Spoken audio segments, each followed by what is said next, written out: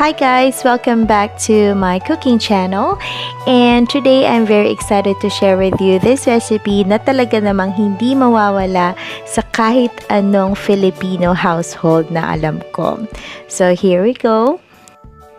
For our ingredients, we have minced ginger,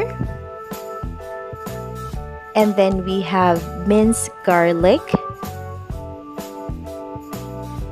We also have your sliced red onions. I add tomatoes to this recipe, which I chopped, and then I took out the seeds. Now, for our pansahog, we're gonna use pork. Gagawa tayo ng ating sariling version ng chicharon. Other recipes would call for fish or tinapa, but at this point, we're gonna use chicharon. Then we also have sile, green chilies, and then we also have patis, black pepper, and your Knorr chicken cube. Isa yan sa mga secret to a flavorful Munggo Guisado. Next, we have ampalaya leaves. So, hinugasan na natin to and pinilian na rin natin. So, marami akong maglagay guys, pero I'll show you the secret para hindi po mait yung ampalaya leaves natin. And of course, we have our munggo. So, sinok ko na ito for about 6 hours. Kung mapapansin nyo, lumaki na siya. So, mas mabilis kasi magpalambot na munggo kung binababad muna natin. Now, to prepare our munggo beans, iboboil lang natin to sa plain water. And then, I do add less than half a teaspoonful of salt. So, I do that just to make sure na evenly distributed ang heat kasi it would act as a conductor when you boil water. And of course, it would act as a preservative to your munggo.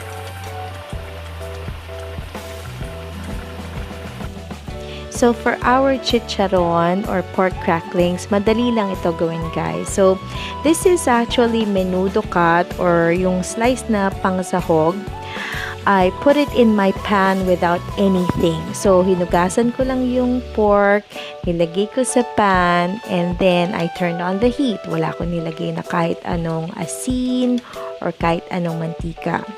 So, what happens, magtutubig ito guys. And what you do is you draw out all of the moisture hanggang sa lumabas yung mantika ng ating pork.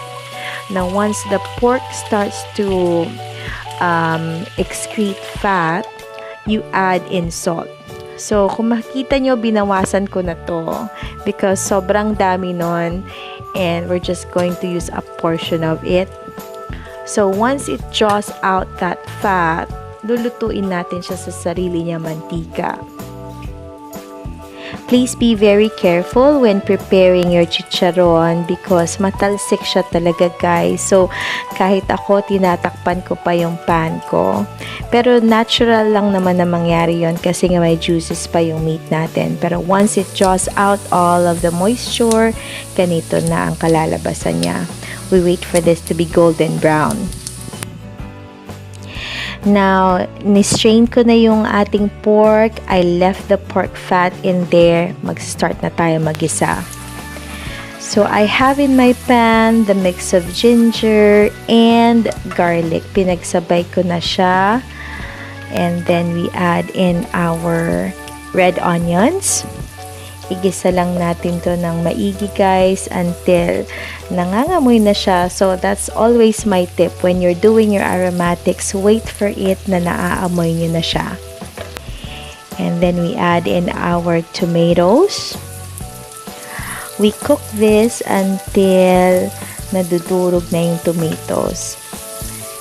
Maganda yung durugin natin siya guys para lumabas talaga yung sweetness ng ating kamatis. So, this is how it looks like pag durog na siya. And then, this time we add in our boiled munggo.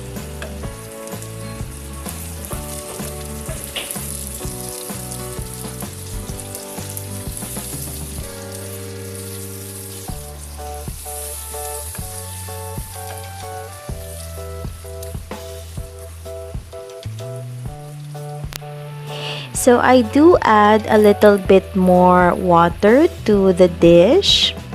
Kasi habang pinapakuluan natin yung munggo, it starts to thicken up a little bit. And I want my munggo not dry, but medyo thickened na saucy siya. And then we add our chicken cube just to enhance the flavor of the dish. And then, titimplahan na natin siya ng patis. It's up to your preference, how many you want to put in. Nasa panlasa nyo na yan. We also add black pepper. And then, after that, we just let it boil until makuha na natin yung consistency na gusto natin. I'm adding our green chilies or yung siling pansigang. Never forget this, guys, kasi ito yung magbibigay ng another level sa ating munggo dish. So we slowly cook this, slowly boil this for about 10 or 15 minutes more. And then once it's cooked, patayin natin yung ating heat, and then that's when we add your ampalaya leaves. So, that's your secret, guys, para hindi pumait yung inyong ampalaya leaves. You turn off the heat and then let the residual heat cook your ampalaya leaves. So, kahit gaano karaming ilagay nyo, as long as residual heat ang magluluto sa ating dahon ng ampalaya, hindi siya mapait. That's for sure.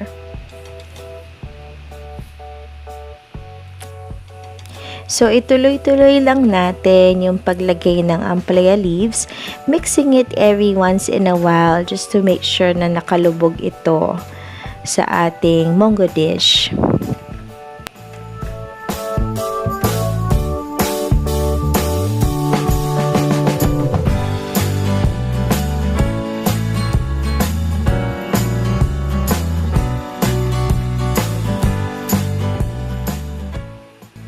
Okay, to finalize the dish, I'm adding the chicharon that we cooked earlier. Now, I'm just reserving some to serve as toppings sa ating serving plate later on. So, mas maganda, guys, kung pagka-add nyo ng chicharon, kain na tayo kaagad para may crunch pa siya once we have our Munggo Guisado.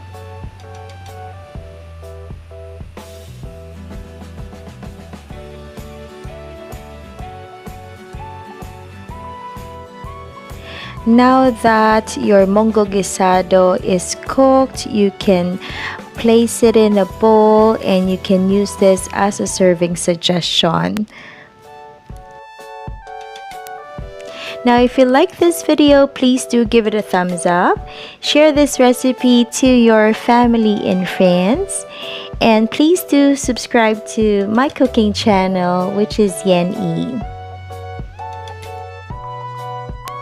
If you want to receive notifications on my new videos, you can tap the bell on the side.